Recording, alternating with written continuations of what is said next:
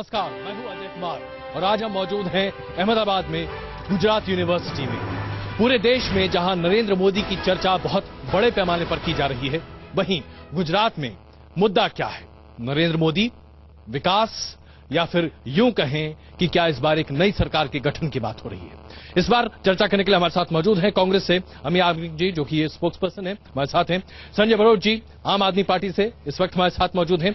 Bharatiya Janata party से जगरू सिंह राजपूत जी को आना है, लेकिन अभी तक आए नहीं, जरा देर है। तो ऐसा करते हैं, जरा जनता के बीच में चलते हैं। इससे पहले कि हम नेताओं से बातचीत शुरू करें, जनता के बीच में चलते हैं कि मुद्दे दरअसल क्या है। क्या विकास ही मुद्दा है, गुजरात मॉडल मुद्दा है, या फिर नरेंद्र मोदी मुद्दा है? आप क्या समझते हैं भाई साहब? गुजरात मॉडल मुद्दा है। गुजरात मॉडल मुद्दा है। और आप? नरेंद्र मोदी। आप? गुजरात विकासशील राज्य है और गुजरात की जो विकास किया है वो पूरे भारत देश का उदाहरण है। आप बताइए, क्या सांप्रदायिकता मुद्दा है आज? नो, खाली the development is the main thing. सिर्फ भाई, उसके अलावा कुछ नहीं। आप क्या कहना चाहते हैं? मुद्दे तो मोदी के अलावा बहुत मुद्दे हैं, खाली डेवलपमेंट के नाम पे नहीं, बहुत भ्रष्टाचार, उसके अलावा बहुत सारे मुद्दे हैं। भ्रष्टाचार यानी गुजरात में भी बहुत सारे भ्रष्टाचार हुए हैं, थोड़ी खाली केंद्र सरकार में हुए, इधर बहुत सारे भ्रष्टाचार हुए हैं। आप क्या कहते हैं? कांग्रेस और भाजपा का भ्रष्टाचार। कांग्रेस और भाजपा का भ्रष्टाचार। जी, आप जरा यहाँ सबसे पीछे भी चलते हैं और देखते हैं यहाँ पीछे लोग क्या कह रहे हैं। जी, क्या भाई साहब बताइए, किसका क्या मुद्दा है आपके लिए? नहीं है, कोई मुद्दा नहीं है। चलिए, इनका कोई, ये नोटा है। आप बताइए साहब। गुजरात मॉडल। गुजरात मॉडल। हाँ। क्या भारतीय जनता पार्टी के हैं क्या? नहीं। जी भाई साहब, आप क्या कहेंगे?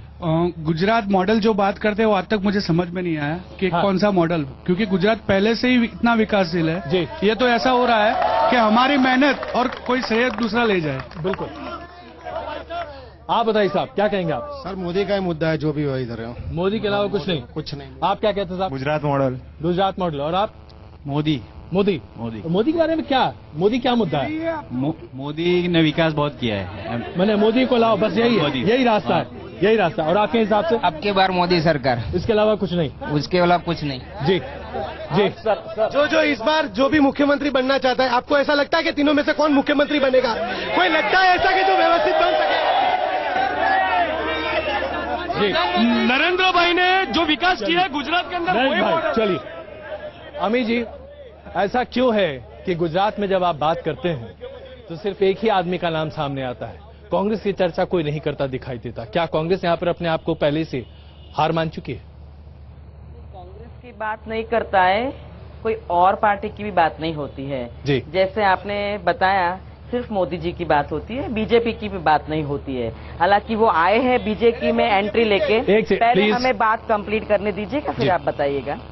तो बीजेपी की भी बात नहीं हो रही, और कोई पार्टी की तो बात नहीं, हार मानने की बात नहीं है। कांग्रेस ने इतना मजबूत ऑपोजिशन 10 साल में दिया है, तभी हम उखाड़ उखाड़ के सारी चीजें बाहर लाए हैं कि विकास नहीं है, यहाँ जो फेक एनकाउंटर्स हुए हैं, यहाँ जो बच्चे ड्रॉप आउट है, विमेन की जो सुरक्षा नहीं है, गुनाखोरी कितनी बढ़ी है, कितने परसेंटेज। तो आप ये सारे आंकड़े लेंगे तो आप देखेंगे कि गुजरात जो 5वें, 7वें, 8वें नंबर पे था, वो सीधे 11 नंबर पे आ गया और लिटरेसी में 17 से 18 नंबर पे आ गया है। तो हम पूरी कोशिश हमारी रही है। हालांकि ये बात जरूर है कि वो 3 टाइम से मुख्यमंत्री की बदौलत से आ रहे हैं, पर वो बीजेपी नहीं आ रही है, वो मोदी जी आ रहे हैं। आप सिर्फ कह रही है कि मोदी जी के अलावा यहाँ और कुछ नहीं है? जी जी। संजय जी।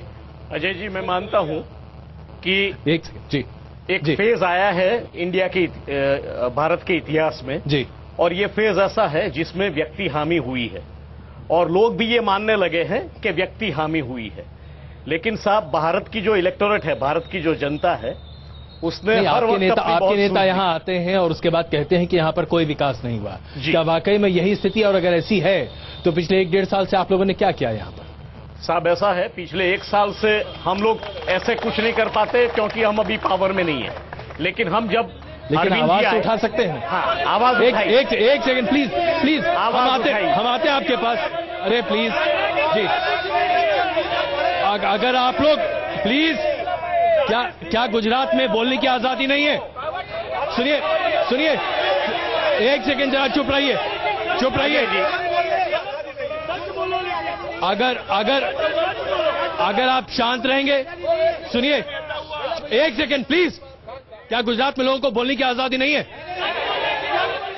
बोलिए साहब। अजय जी, मुझे एक बहुत अहम बात बतानी है। जी। हमारे जो एक नेता है डॉक्टर कन्हूभाई कलसरिया साहब जी, इन्होंने एक फैक्ट्री जो सीमेंट की महुआ में लगने वाली थी उसके सामने बड़ा एजिटेशन चलाया और ये फैक्ट्री रुकवा दी। और इस पे से एक बात सिद्ध हुई है कि वो उस वक्त जब उन्होंने लड़ाई छेड़ी तब बीजेपी में थे। नहीं, आप मेरी बात सुनिएगा। मैं सिर्फ एक बात पूछना चाहता हूं, आप दोनों यहां पर विपक्ष के नेता मौजूद हैं, क्या नरेंद्र मोदी पर अभी तक भ्रष्टाचार का कोई आरोप आप लोग लगा पाए हैं जिससे किसी भी तरीके से कर पा रहे हैं? मैं बताऊं जी अमित जी, एक सेकंड जी, प्लीज जी अमित जी, अगर आप या तो आप तय कर ली कि आप बोलें या हम लोग बात करें। जी अमित जी, दो लेजिस्लेशन है स्टैट्यूटरी जी। एक तो 2005 में जब हमारी सरकार 2004 में जब बनी नेशनल लेवल पे आरटीआई दिया, उसके तहत आप किसी की कंप्लेंट पे करना है, if you want to find out something आप उसके जरिए मांग सकते हैं। दूसरा है लोकपाल, तो लोकायुक्त जो है वो 7-8 साल से गुजरात में है ही नहीं, तो कौन कहां कंप्लेंट करने जाएगा?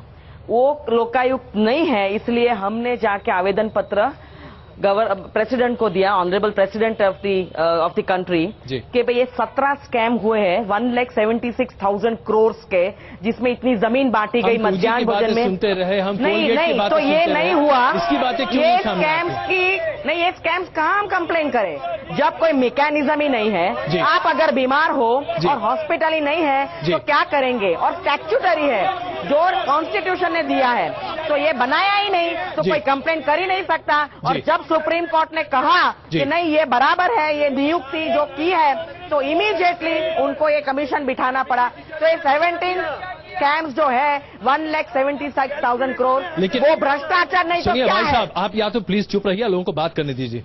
आप प्लीज चुप रहिए, प्लीज। अरे भाई साहब, आप जरा चुप रहेंगे। डिबेट है ये, रैली नहीं है ये। जी अमित जी, लेकिन एक बड़ा सवाल है, आप इतने बड़े आंकड़े की बात करती हैं, ठीक इसी तरीके से 1,72,000 करोड़ की बात की गई। ये तमाम आंकड़े, और कपिल सिब्बल ने कहा कि जीरो लॉस थ्योरी, ये तमाम आंकड़े आखिरी जगह है। साबित कुछ अभी तक हुआ है क्या? नहीं, साबित कैसे कर सकते हैं? You need the mechanism. मैंने जैसे बताया, अगर कोई बीमार है तो उसको हॉस्पिटल में जाने के लिए हॉस्पिटल होनी चाहिए। अगर हॉस्पिटल ही नहीं तो ये स्टैट्यूटरी रिक्वायरमेंट जो है, लोकायुक्त की नियुक्ति नहीं की, कमीशन बनाया, तो आपके हिसाब से यहाँ पर जांच नहीं हो सकती? जांच नहीं हो सकी है गुजरात में, कोई भी निष्पक्ष जांच नहीं हो सकती। आरोप रहता है, वो साबित नहीं हुआ, ऐसा नहीं कह सकते वो भ्रष्टाचार है। संजय जी। अजय जी, मुझे एक बड़ी अहम बात बतानी है आपको।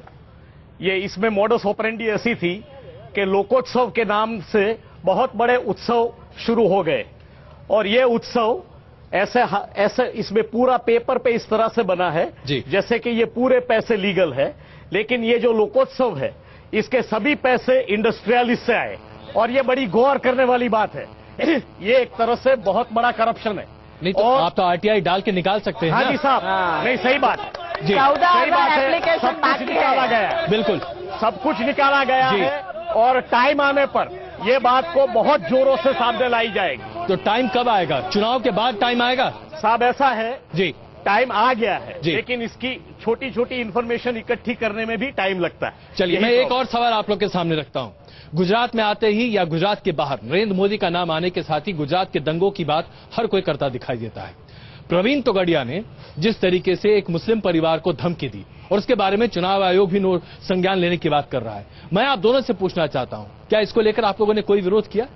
क्या आप गुजरात के दंगों की बात करते हैं, एक व्यक्ति यहां पर अगर इस तरह से बातें करता है तो उसके बारे में कोई चर्चा क्यों नहीं होती? देखिए, इसकी कंप्लेन इलेक्शन कमीशन को हो गई है, तो इसके बावजूद फिर एक कंप्लेन होने के बाद हमें और कुछ करने की जरूरत इसलिए नहीं रहती है क्योंकि इलेक्शन कमीशन ने कहा कि एफआईआर कर दो, तो एक एफआईआर करो या 5 एफआईआर करो, साथ में matter is the same, content same है, आरोप सेम है। तो वीएचपी के लीडर ने इतना बड़ा कर दिया है, तो अगर मोदी जी सेक्युलरिज्म में मानते तो वो खुद ही कर सकते। इतने उन्होंने बयान जारी करके कहा है कि इस तरह का बयान देने वाले लोग सही नहीं होता है। एक्शन वो एक्शन में मानते हैं अगर, तो क्यों नहीं लिया है एक्शन उन्होंने?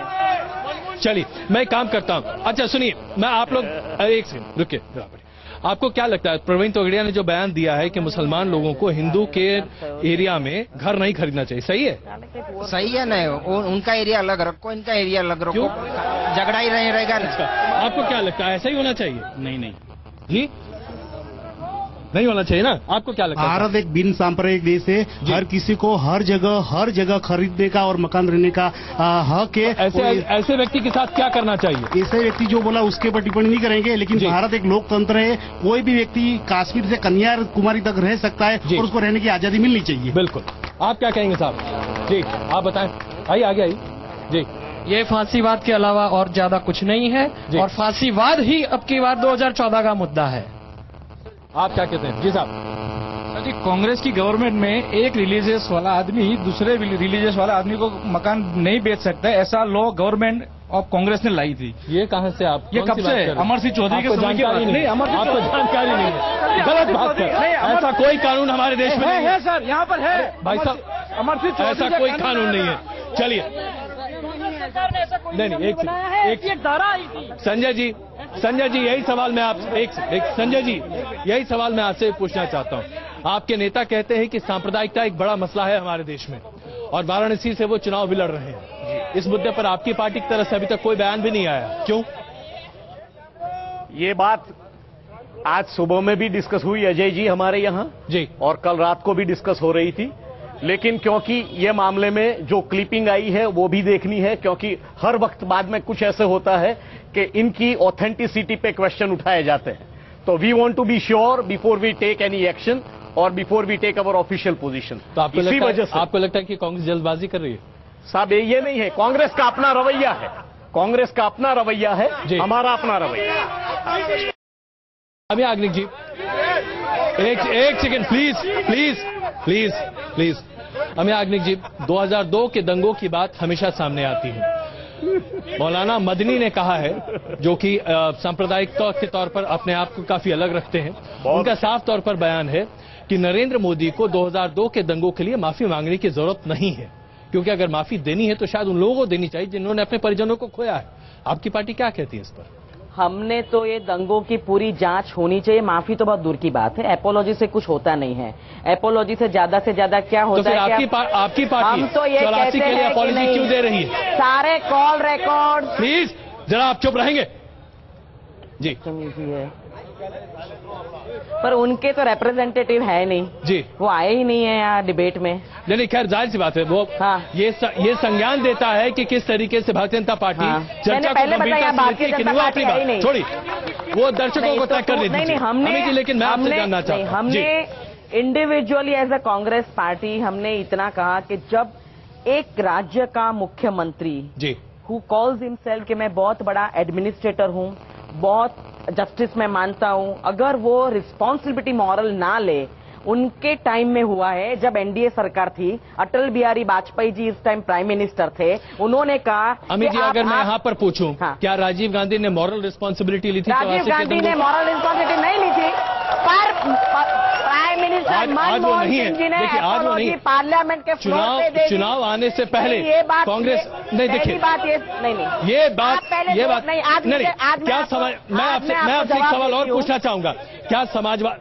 प्लीज जरा चुप रहेंगे आप लोग, समाजवादी पार्टी की सरकार उत्तर प्रदेश में है, मुजफ्फरनगर के दंगे होते हैं, 45,000 लोगों को अपना घर छोड़ना पड़ता है, वहां पर करीब 40-50 लोगों की मृत्यु भी होती है। अभी तक अखिलेश यादव की सरकार ने माफी नहीं मांगी है और ना ही तथाकथित तौर पर जिम्मेदारी ली है। तो क्या आप अखिलेश यादव की सरकार का बहिष्कार उसी तरीके से करेंगी जैसा कि आज नरेंद्र मोदी की सरकार का बहिष्कार होता है?